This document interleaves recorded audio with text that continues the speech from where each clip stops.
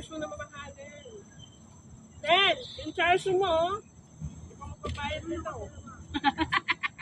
Dalawa lang daw. Ano yun? 20 cents. Oh, 50 cents. Ano siya? Worth?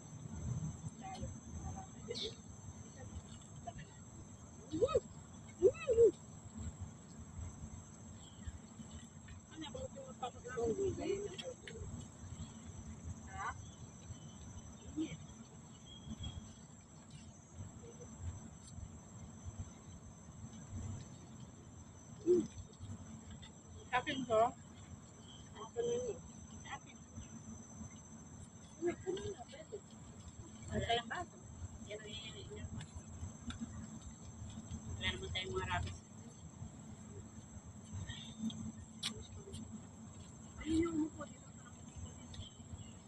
Samahan niyo sila. Lalapit ako.